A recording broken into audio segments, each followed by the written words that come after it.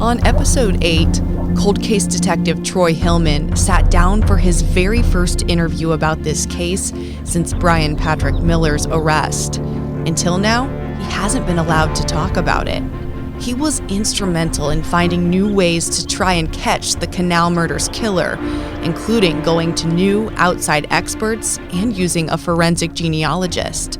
Ultimately, he and his team made history, solving the DNA match to the crime scenes in that way. Now, he believes Bryan Miller is responsible for other victims too, and characterizes him as a serial killer. I mean, with a head missing. I mean, this was extraordinary in its horror. I said, my God, I think they're accusing my friend of being a serial killer. You get into, well, what are the signs of a serial killer? And one of them can be trophies. In the case of Angela, it was head, for God's sake, as well as the bicycle.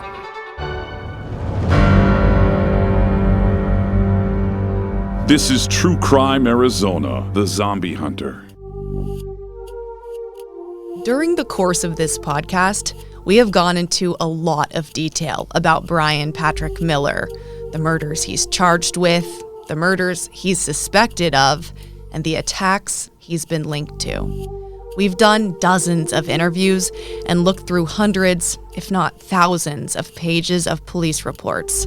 That's a lot of information, but a vast majority of it has come from people outside of normal channels. What I mean is, most of the people directly involved in the current murder case against Miller have not talked on the record.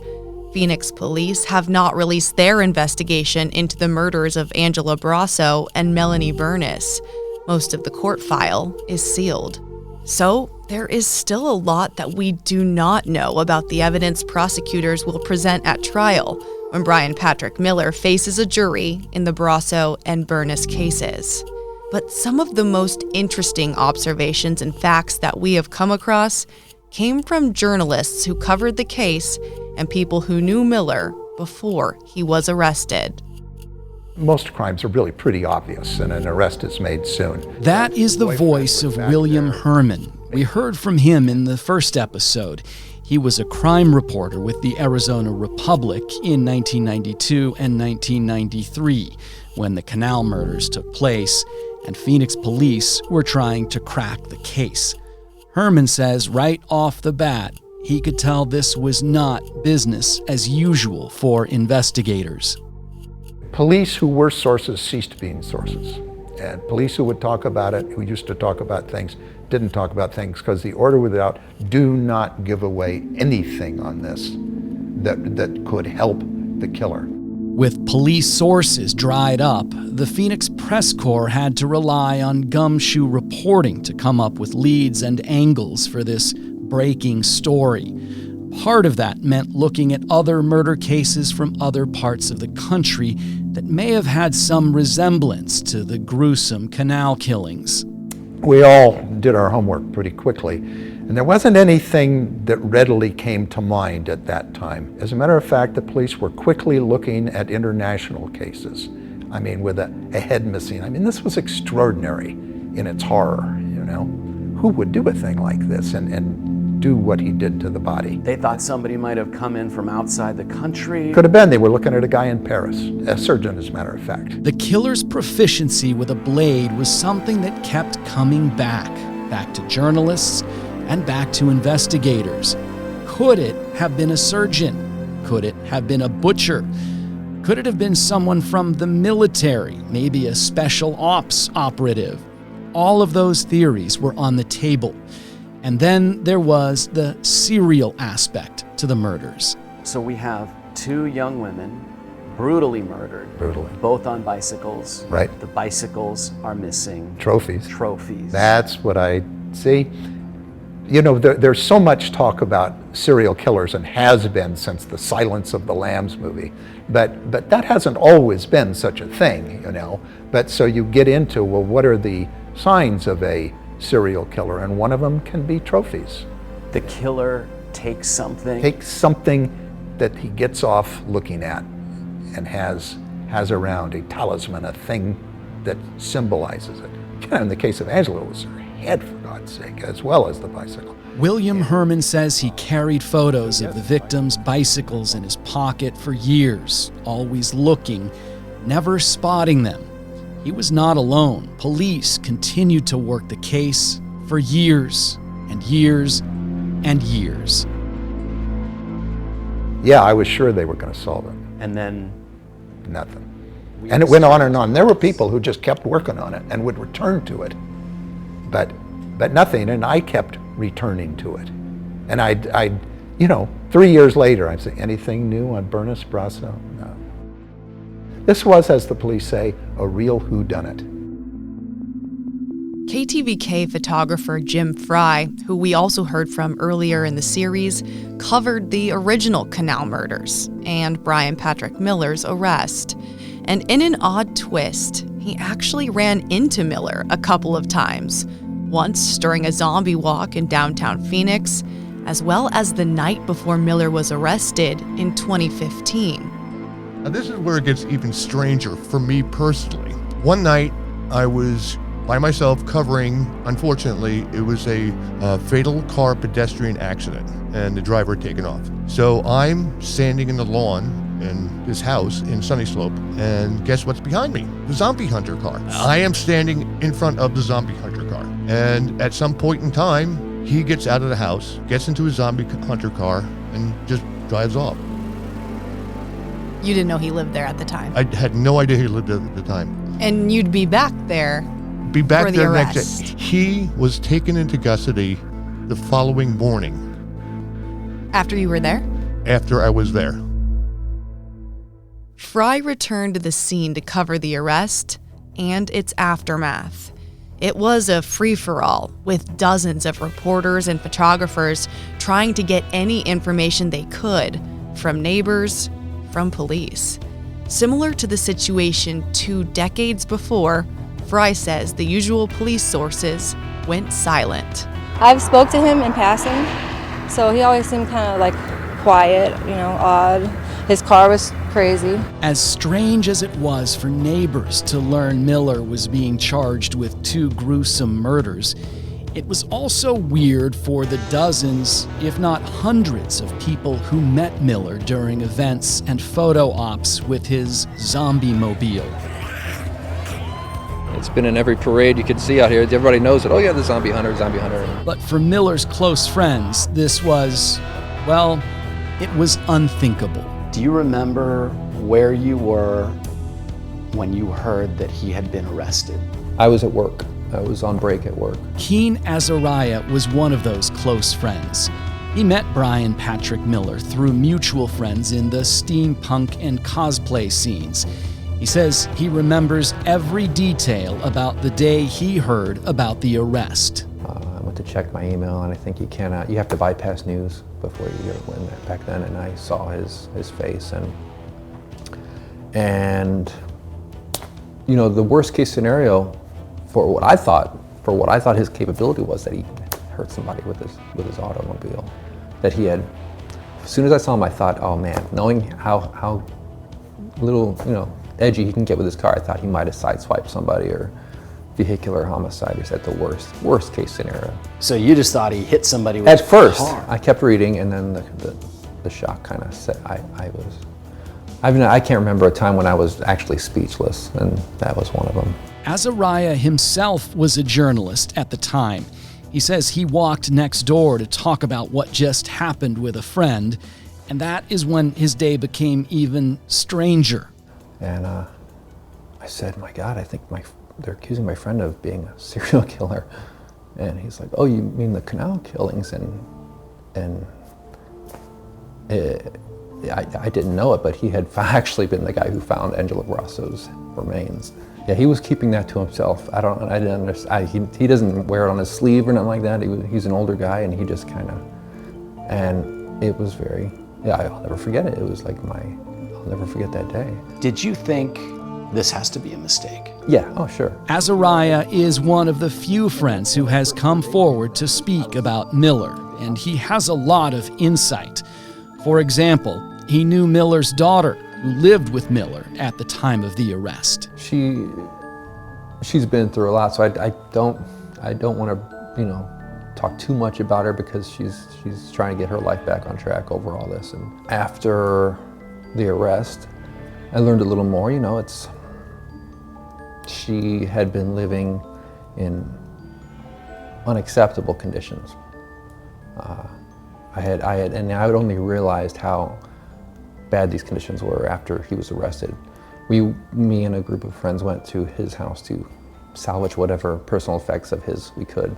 And it was only then when I realized how much of a problem that he had had with hoarding. What did you see when you went in there? No, what didn't I see? My God. There was just everything from car seats, purses, videotapes, letters, documents. Piled up or organized or disorganized? Disorganized. Everything was disorganized. Furniture, items, newspapers, old newspapers, just magazines, everything you can imagine, toy cars. There was a spot in there that she was living in, was kind of carved out for her? Hardly even that, no. Carved out would be good. This was, and now mind you, I can tell you what I saw. I don't know how much of it is credited to police going in there and doing the LNS raid, flipping tables or whatever, but. You were taken aback? Yeah, I was taken aback, because whenever I was at his house before he was arrested, we were only allowed access to certain parts of the house, as were most of his friends. So there was one area at least? One area, everything else was off limits, and I didn't pry back then. Azariah says he visited Miller in jail and kept in touch with him for years. What did he tell you from jail the first time you spoke to him? In general, he was kind of upset about, people looking at him and reporting on him as if he was actually believed in the stuff revolved around his persona. He did not believe in zombies or the apocalypse or any of that stuff. As his friend, I know he didn't believe in any of that. He didn't believe in Bigfoot or E.T. or fake moon landing or anything like that. He was upset about the way he was being portrayed, as in he believed in zombies. Yeah, that he was mentally unstable. Did you ask him if he did it? I was on eggshells at first because I didn't want to ask him that. I wanted him to tell me on his own time. And it was at least 2 years of talking to him after his arrest. And, I wanted to let him tell me what he would tell me. What did he tell you? His versions of things that happened. I didn't pry into the Canal murders. That was an open investigation. I knew better than to ask. But I was trying to get to know my friend better, basically. And I wanted to get all I could. And he gave, his versions of what happened in Washington and what happened in Paradise Valley. Yeah, he was very, regretful that it did. He expressed regret to you? At least in the Paradise Valley incident. Sure, he was, he referred to it as a lapse in judgment. Lapse in judgment in stabbing somebody. That's odd. That's what he referred it to. I just, I can't relate. I just take it for what it is. The relationship between the two fell apart after Keen Azariah wrote about the case. He was still, after all, a journalist.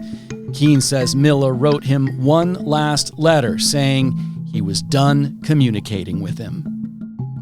How do you come to grips with the real possibility that a guy who was one of your very close friends is a serial killer?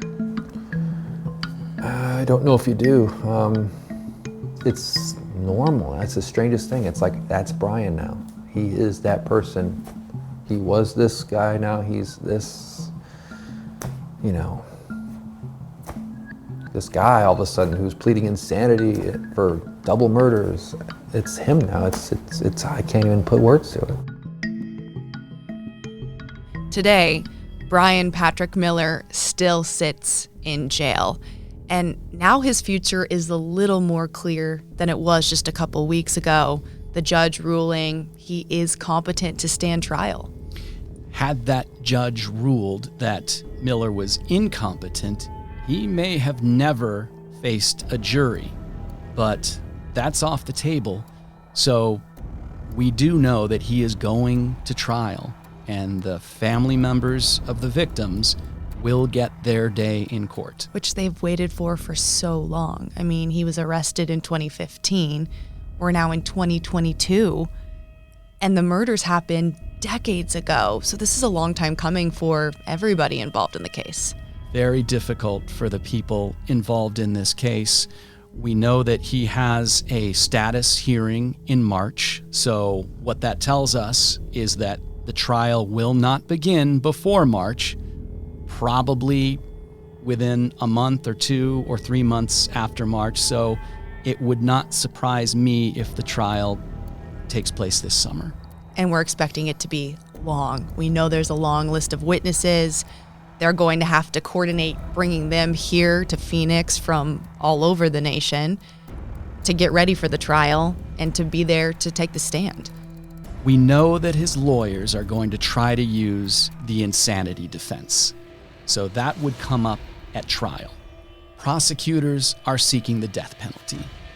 Miller claims he didn't do it. His lawyers are preparing an insanity defense, so if he is found guilty, the jury might have the option of saying guilty but insane. And if that happens, especially because of when these crimes were committed, there's a whole slew of ramifications that could come from that. And that's what we'll be discussing in our next episode.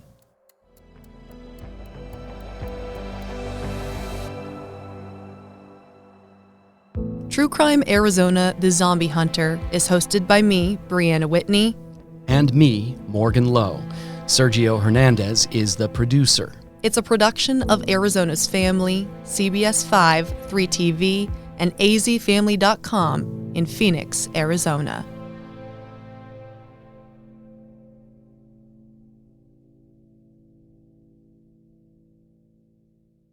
Looking for a new career? Welcome to Do HVAC Training Service Center in North Charleston. Enroll today in our comprehensive HVAC training hands-on field experience-based program, covering troubleshooting, maintenance, installation, and more on various HVAC systems and ductwork. We offer EPA and NAEP preparation and testing, along with various certifications. Enjoy payment options. Achieve certification in under 5 months. Enroll now for your new journey of skill development and career advancement. Log on to dewhvactrainingsc.com to inquire.